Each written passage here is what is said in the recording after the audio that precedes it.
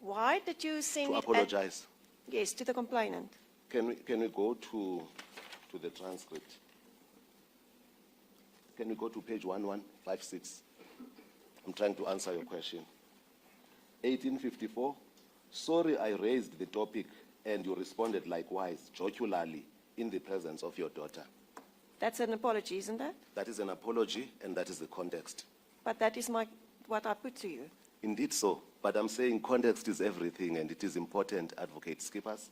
Sorry I raised the topic and you responded likewise, jocularly, in the presence of your daughter.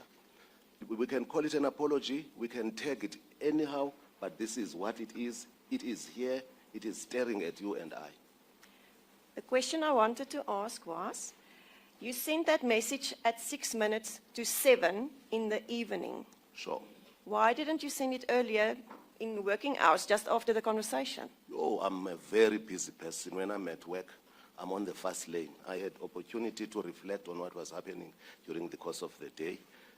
And in fact, as far as I'm concerned, the way I express myself here would have been as good as doing it during the lunch hour or during working hours, but upon reflection, this is what I did.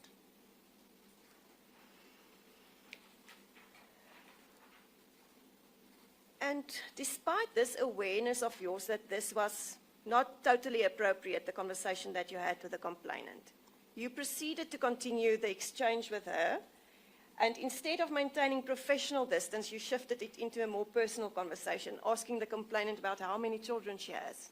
What is your question, ma'am? You shifted it to a more personal conversation. Could you please prefix your question, because I also want to deal with the precursor to the question itself. Can you just answer my question? The conversation shifted, didn't it? No, there was a prefix to your question. It was a lengthy. Could you please repeat even the prefix? It started You with... say, even though you realize that it was inappropriate. I don't want to engage you in relation to inappropriate in terms of what. Maybe that's a matter for argument.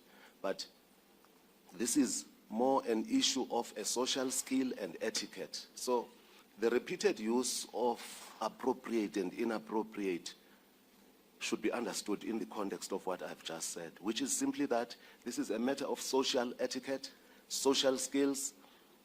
I could, for that matter, not have taken it further and said, so be it. That was the discussion. Sorry, I raised the topic and you responded likewise, jocularly, in the presence of your daughter.